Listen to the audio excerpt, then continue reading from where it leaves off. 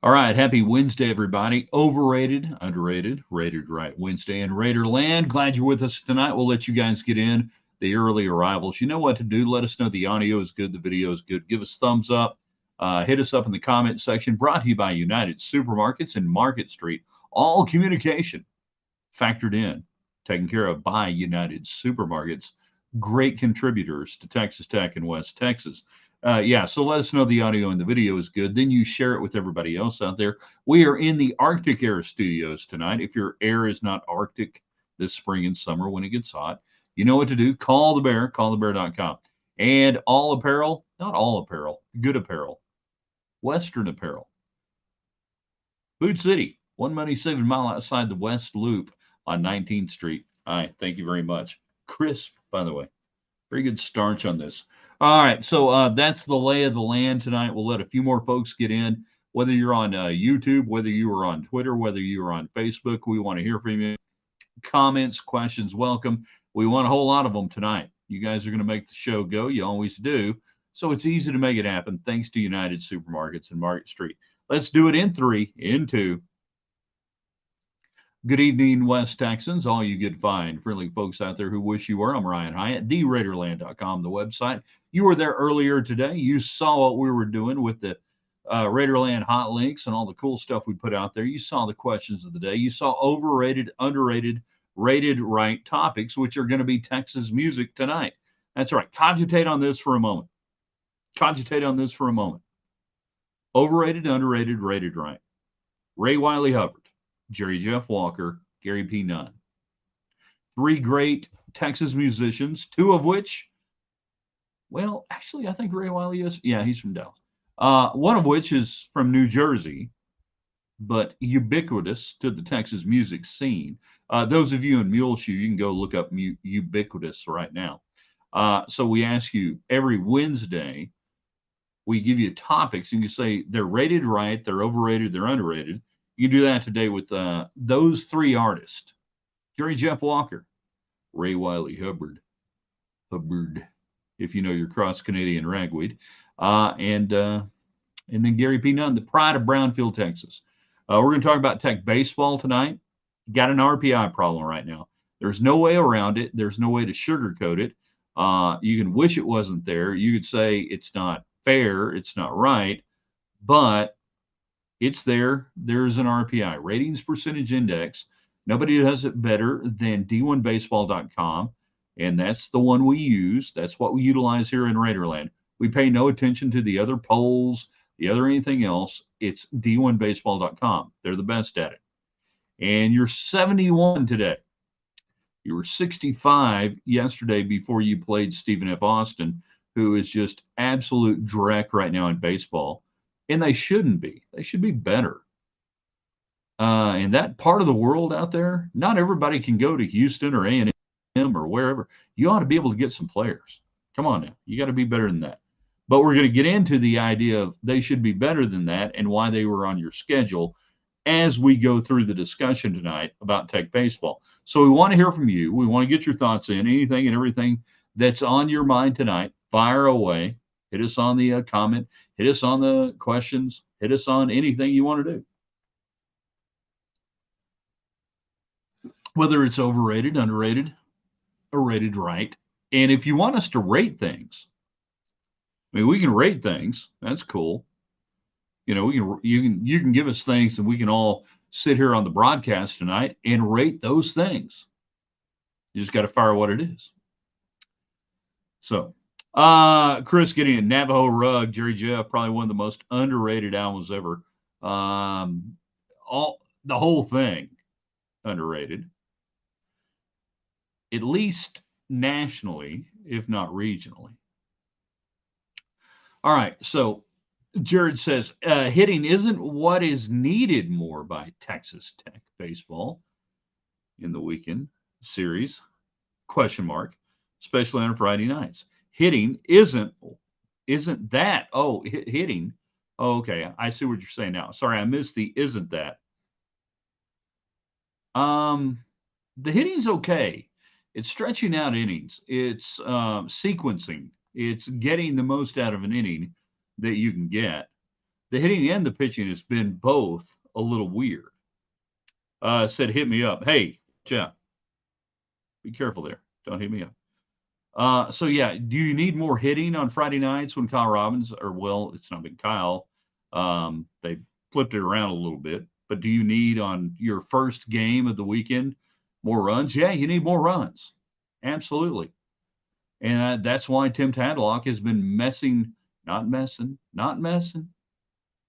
changing the lineup, trying to figure out how to structure it, sequence it, that makes the most of what these guys do well. He's had Cash up top. He's had Cash 4, Cash down 5. Had Stripling down here, Stripling up here.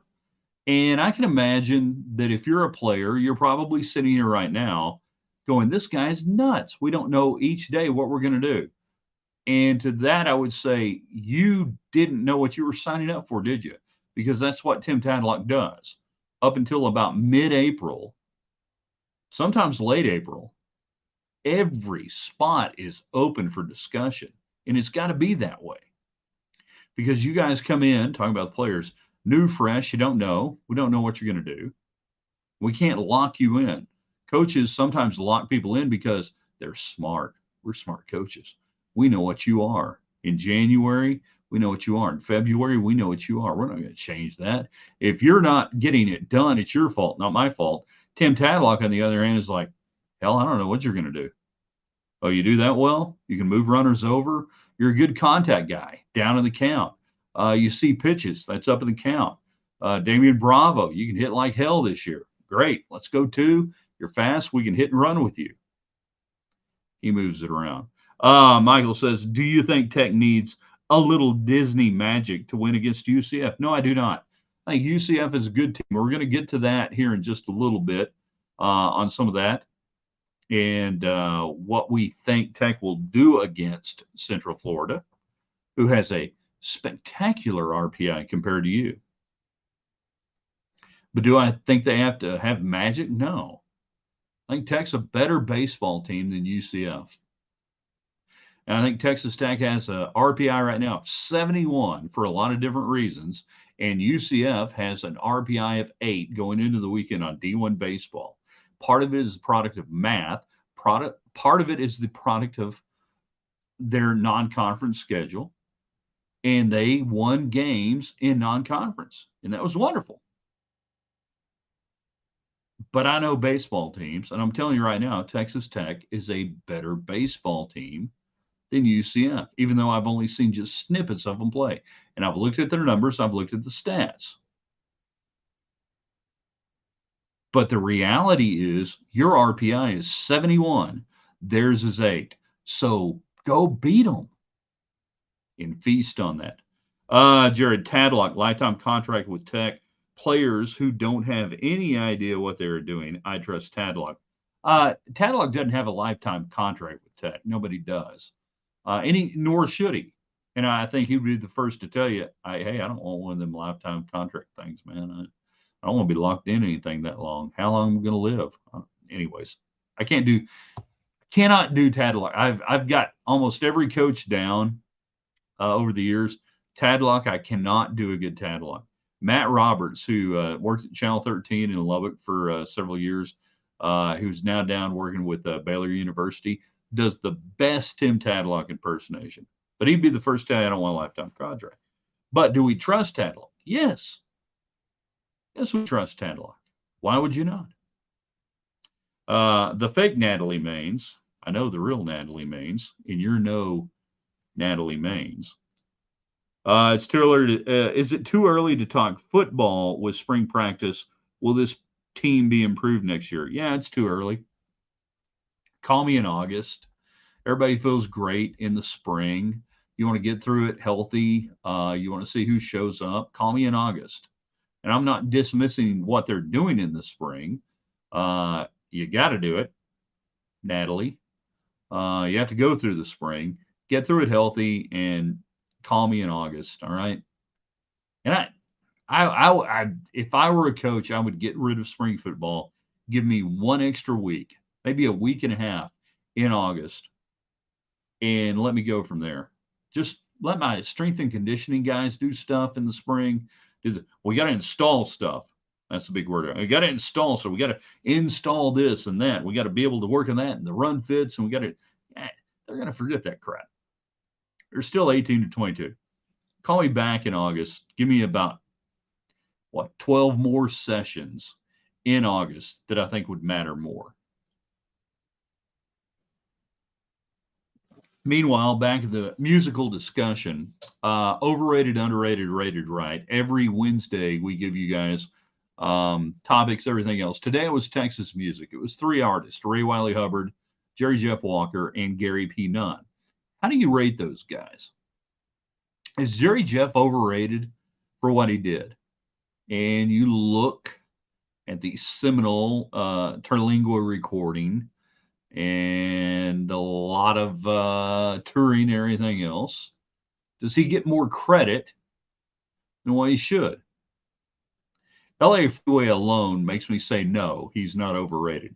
If he did nothing else but perform LA Freeway live on the Dinah Shore Show with Don Meredith as a guest host, not a guest host, but as a guest, with Dinah Shore, and Jerry Jeff does that song. If you've never seen it, and I meant to link to it today on the link earlier today. I meant to link to it and put it out there. If you've never seen it, it's peak 1974 or whatever it was. It's great. Then there's Ray Wiley Hubbard, the outlaw, but non-outlaw. Where do you factor him in? Up against the wall, Redneck Mother. And Gary P. Nunn, Pride of Brownfield, Texas. He's not an exceptional singer. He's not an exceptional picker, but dang, he does good songs. So we put them together today on the overrated, underrated, rated right, and you guys can tell us where they rate for you. You can do that. Michael, do long trips like this one to Florida affect baseball players' play? No. They charter. So they left on a charter today, wherever it was this afternoon. They'll get in. They're probably in already. You'll go to the facility. You'll work out tonight. You'll get a feel for the park and everything else. You go stay at a nice hotel. You'll eat a nice meal. And long trips like this, no, it's not like it used to be, where you might be going commercial back in the day or anything else. So, Michael, the length of the trip doesn't affect you. You're going east, so an hour earlier, not that big a deal. I think maybe the biggest thing would be you might be off a day, but you were already off a day because you had to play BYU Thursday, Friday, Saturday last week because they don't play on Sunday. And now you come back on Easter weekend, and you're really not short a day. You already did that last week, so your Friday starters are ready to go. So the length of the trip is not nearly what it used to be. Even going to Florida, it's not that big a deal. I mean, it's a couple hours, going there. Happiest place on earth, Central Florida. So we talk about RPI, ratings percentage index, for those who are watching right now. If you're just getting in, hopefully you guys are sharing this. Fire away. Thanks to United Supermarket, Market Street, on the questions, comments. Texas Tech, the RPI right now is 71. That's about as low as it's been this late in the year since about 2015. And you missed the NCAA tournament in 2015 after going to the College World Series in 2014, mainly because you couldn't win in the midweek. You finished, I believe, third, in the Big 12 that year, if not third, fourth. But it didn't matter because you couldn't win on Tuesdays and Wednesdays. And that was when we were compressing the schedule a little bit more, and you just didn't have enough pitching to go around on Tuesday, Wednesday on the midweeks. They've adjusted that over the years. Love REI. Just walk around all evening, says Collier. No, RPI, David. Welcome to the broadcast. I thought you'd already done like 2 shows, 3 casts, everything else. Glad you're here. So in 2015, what killed your RPI was midweeks. It's not so much the case this time around that's killing your RPI. It is some teams that you thought would be good. Let's rephrase that. Not be horrible, but were horrible. The Texas Southerns of the world, the Gardner Webb. You knew they wouldn't be good. You didn't think they'd be absolute dreck. Then you start Big 12 play and you play Texas and you think, well, okay, that's fine. Even if you lose the series, and you do, it's not that big a deal. Their RPI is worse than yours right now. They've got problems. The Baylor series is a big hickey, obviously, that you would have to overcome either way. Horrible, horrible loss of a series to Baylor. You come back and beat BYU, and now you sit here at 71. You were at 65 yesterday. You play a crappy team in Stephen F. Again, thinking that many of the teams you've scheduled in non-conference wouldn't be horrible. They'd just be bad. They've been horrible. Now, why are you having to play these teams? A lot of different reasons. And I'll get to that in a second. I want to go back and talk a little bit about you schedule teams that you think they're going to be good, right? You play teams in Arlington or otherwise, you think they're going to be good, and that's all right. Then you schedule teams like Stanford. Well, that's going to be great, right? Stanford's RPI is horrible. They're not a good team this year. Thankfully, Arkansas, which you got a chance coming up against, that's a good team. But you sit there and you schedule some non-conference, and you don't have a lot of money to spread around. You went up to Stanford last year, and was it last year or the year before? I think it was last year. And you come back here, and you think that's going to be great. And it's not so great. And now you're locked into it, and it's not helping you.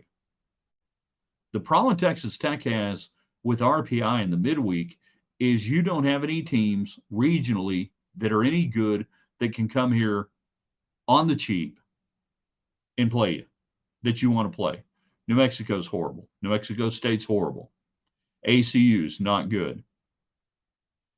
The good teams regionally now don't want to play you because they know it's going to hurt them. Well, how's it going to hurt them? You might beat them. So now you have to say, all right, are we willing to pay? Are we willing to spend another $500,000, maybe $1 million to try to buy in teams? And in baseball now, it doesn't work that way. You can do it in basketball. You can buy in teams in basketball. You can overpay on non-conference games. Tech's done it over the years on both men's and women's basketball. But right now in baseball, they don't have to because there are enough regional teams on midweeks with these good teams in other conferences that they don't have to come to Lubbock, Texas. Tim Tadlock's in a bad spot. And there's no real good fix to it unless you just want to go on the road, unless you're willing to go anywhere and play a game with no return trip. Now, Tim Tadlock a couple of years ago basically said, I think he said it, we'll play anybody who comes to Lubbock. Yeah. There are very few teams that are going to come to Lubbock now because you're good. And this is another thing, got so many things going on here, that when they capped the seating at 4,200 or whatever, I wish they hadn't done that. I wish you could get in 75 or 8,500 and add in a bigger crowd because you could get them. Maybe not every night, but you can get them for big series. And that would help defray the cost. So you're in a weird spot now if you're Texas Tech, scheduling wise. The other aspect to it, and Chris says it's a symptom of the overall problem that college baseball is too regionalized. It's not a problem. It just is. It is regionalized. That's okay. I get it. You just have to figure out how to deal with it if you're at Texas Tech, the monetary aspect of it. But it's still very regionalized in different aspects. I know what Chris is saying on the comment there, thanks to United Supermarkets and Market Street, providing all the commentary abilities that you have, whether you're on Facebook, whether you're on YouTube, whether you're on X, Everybody watching on YouTube, by the way, I know we got a lot of people watch on YouTube. We don't get as many comments off YouTube. I don't know why. It's because y'all are weird. But if you're watching on YouTube, let us know. It ought to come through, no problem. So you get into the scheduling deal now. There's Damon off YouTube either. You get into the scheduling situation now with baseball that it was always this way, that baseball rosters fluctuate. They always have. Even before basketball and football was dealing with the transfer portal and everything else, uh, baseball had been doing that for 25, 30 years. Well, now it's even more exacerbated. So that's why I cut Tadlock and Tech a lot of slack, and really anybody, that they looked at not a roster, they looked at a schedule last year as they're putting it together, looking at these teams and going, okay, they've been here, they've been okay, they've been good, that's not going to kill us. And then all of a sudden they're just dreck. I mean, Stanford is a great example of that. Stanford is going to be a drawdown on your RPI when you play them. What is it, next week? Yeah, next week. That you're going to play Stanford, and fans are going to go, Stanford, yeah, man, great team. No, they're not a great team right now. You've got to beat them. You can't lose a game to those people. It'll kill you. So with baseball and the hyperactive transfer that we have now, in trying to schedule and trying to put together a good schedule, you sit there and go, okay, we're going to use typically good programs. But even now, the good programs, you don't know what they're going to be like 6 months, 3 months after you schedule them. So we put that in to the mix that Texas Tech has to deal with, which nobody wants to come here, and it costs a whole lot of money. You're in a bad spot. So here you are, 71 RPI going into UCF on the last week of March. Can you improve that number? Yeah, you can. Cast. I'm talking about ROI now. Yeah. Cats. Where the hell are the dancing cats? Collier, give me some dancing cats for this thing. I want to know where the dancing cats are. You've got, I think, 6 series ahead of you that are against teams with a better RPI than you have right now at 71. So from that standpoint, you can improve. There is time this year with what you're doing. You got to win series. You got to win games. You're going to have to sweep a couple of series. UCF, and part of this is still the mathematics early on in the RPI and who they played non-conference and where it was looking. And I got to hit this button right here. And oh man, I hit the wrong button. This could be bad. I don't know if you guys can still see me at this point, but if you can, stay with me. So UCF, where the hell are you? UCF, where'd you go? Come on now. What are we doing here? That can't be good. Surely not. You got to hit the button and the refresh. Come on. It's not refreshing. All right, that's a shame. So I got to go here. And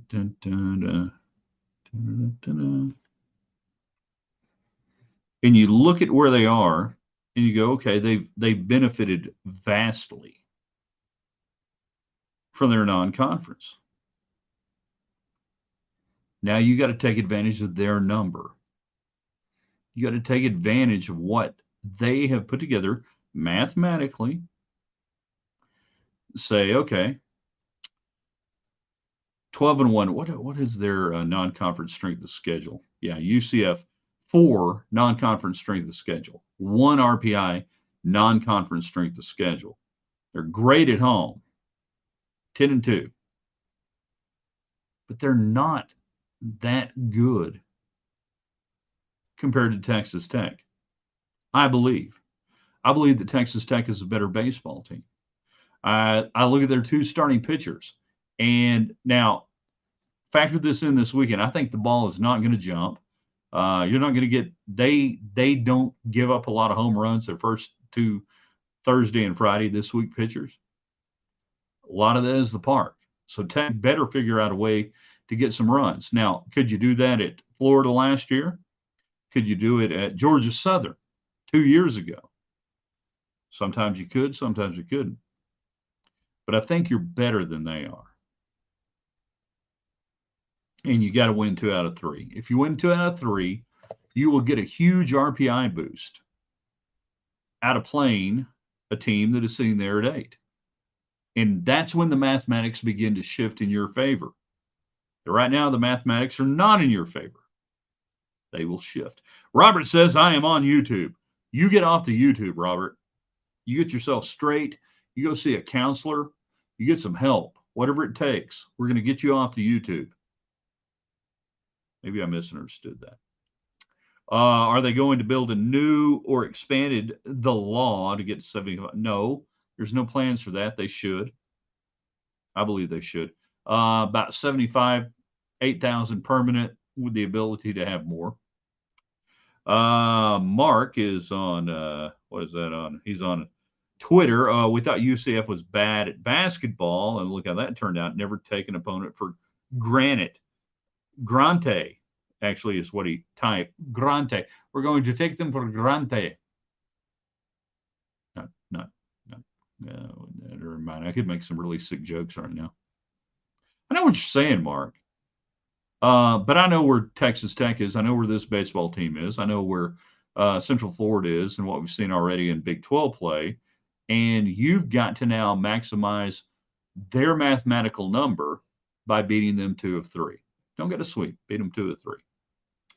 Tech needs to get better at small ball. Those CWS teams knew how to string together runs. Okay. Tim Tadlock doesn't play small ball. All right.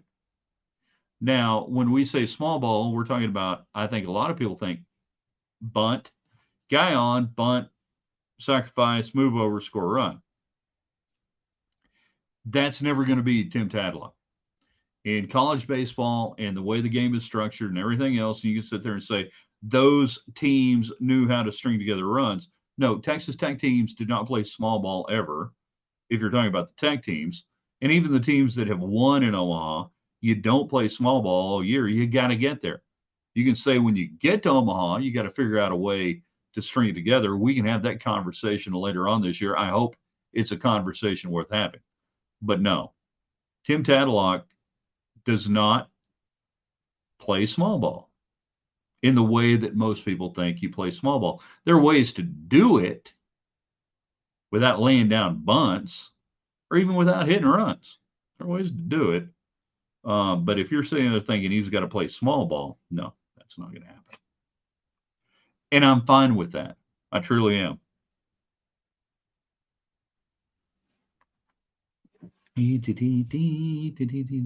Jerry Jeff Walker, Ray Wiley Hubbard, Gary P. Nunn, overrated, underrated, rated, right? Which ones? You tell us. We got about 2 more minutes left to go. If you want to get in on the music discussion, just go to the website, theraiderland.com. You can hit the comments section on what we posted earlier today on Overrated, Underrated Wednesday. It's easy to do that there. I ask you to do one thing, though, if you're with us right now, and that's share this tonight, whether it's from when we posted on the website at theraiderland.com, and we'll be with you in the morning for Friday or Thursday. And we'll have probably another. You guys need to be checking out the daily commentary thing, 60 seconds of Raiderland, which lasts longer than 60 seconds because I don't have to keep it under right now. We're working on a radio station deal, and then at that point, I'll have to take it to 90 seconds. I ain't changing the name, though. I like 60 seconds of Raiderland, and that's what we're going to call it, by God.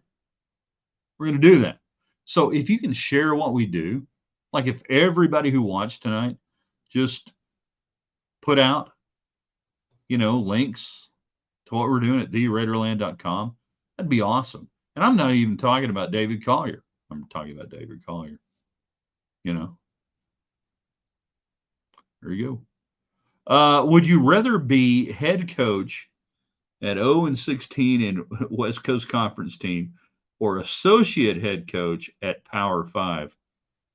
I have a feeling this is a leading question regarding maybe a Texas Tech basketball coach who took over a school named after an ocean. And it's not even near Canada. And the answer would be, yeah, I'd probably want to be my own guy if that's what I wanted to do. If I wanted to be a head coach, the best way to be a head coach is to be a head coach. Michael Lombardi, former general manager, Cleveland Browns, associate general manager, New England Patriots. He's got 5 rings from Super Bowls. And I think he's right when he says, if you want to be a head coach, go be a head coach, whether it's football, basketball, or whatever. That I think a lot of coaches don't do that. And they think I can get there through being a high level assistant or otherwise. If you want to be a head coach, go be a head coach. Now, I'm sure this is just a speculative comment there by David, who doesn't retweet anything. But if you want to be a freaking head coach, be a freaking head coach. That's the way to do it. Trying to think. Years ago, you might be able to find this out in a media guide. I'm sure you have one. Yeah, we're going green, white, checkered. Thank you, Damon. Lady Raiders played Pacific, but I don't know that we played them in their gym. We played out there in LA a couple of times. I don't know. Doesn't really matter. Share what we've done. Share what we do. Got to hit the end stream. Thank you, everybody. It's been a lot of fun tonight. Now I got to hit it again. Let's strike a seductive pose for those who are watching in Puerto Rico.